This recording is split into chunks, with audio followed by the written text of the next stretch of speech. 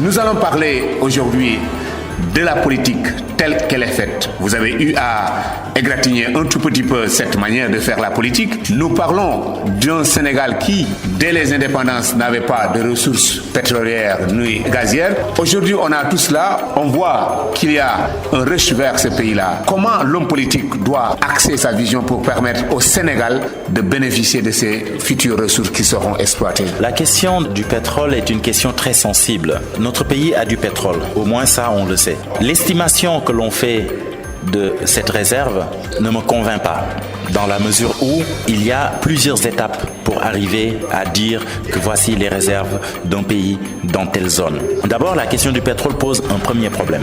Vous savez, entre Saint-Louis et Kayar, il y a 144 km. Les pétroliers veulent prendre 100 km². Il y a plus de 4900 et quelques pirogues à Saint-Louis. Si les pétroliers prennent 100 km², il ne restera que 44 km².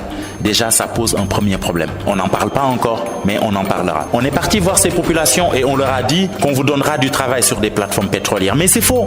Il ne suffit pas seulement que d'être formé pour travailler sur une plateforme pétrolière. Il faut au moins 6 certifications. Qui a ces certifications-là aujourd'hui au Sénégal? Personne. Ce sont des Philippins et des Chinois qui vont travailler sur ces plateformes-là si on les monte demain. Donc notre pays n'est pas prêt. Il faut que nous évitions que notre pétrole soit exploité et qu'il n'y ait pas de retombées pour le Sénégal. Cela doit s'éviter. Je trouve que nous devons adopter une bonne politique de telle sorte que le pétrole nous réussisse. Il y a des pays que le pétrole a réussi et d'autres que le pétrole n'a pas réussi. Il faudrait que nous soyons sur nos gardes et il faudrait que nous mettions en place une bonne politique. La politique qui est mise en place aujourd'hui sur le pétrole, autant dans les négociations que dans les contrats qui ont été signés pour le moment, ne sont pas de nature à gérer les intérêts du Sénégal. Et c'est très dommage. Vous êtes affirmatif sur cette question? Oui, je suis affirmatif sur cette question. Parce que j'ai pris au moins le soin d'aller filmer les populations. J'ai pris le soin d'aller discuter avec les populations de Kayar, de Saint-Louis, à Guet-Ndar sur leurs préoccupations. J'ai pris le soin de louer une pirogue et d'aller voir, pendant que les sondages étaient en cours, le bateau où est-ce qu'il était positionné. J'ai fait tout ça.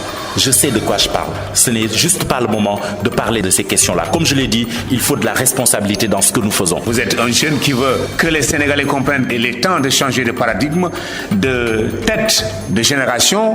Vous avez des choses à dire aux Sénégalais, mais vous dites que ce sont des secrets. Vous êtes dans la même ligne que l'homme politique. Attendez, je ne parle pas de secret. Mon objectif n'est pas de faire en sorte que les Sénégalais s'entretuent. Mon objectif n'est pas de diriger notre population contre nos hommes politiques de manière violente et sanglante. Mon objectif n'est pas de diriger la police, la gendarmerie, l'armée devant la population pour baigner dans le sang. C'est pas mon objectif. Je dis qu'il faut une certaine responsabilité. Quand on est un leader, il y a des choses que nous pouvons gérer de manière responsable avec ceux qui ont pour le moment la charge de conduire notre destin. Le linge sale se lave en famille, mais pas dans le sang. Et vous savez, comme moi, que les questions de ressources sont des questions très sensibles pour une population.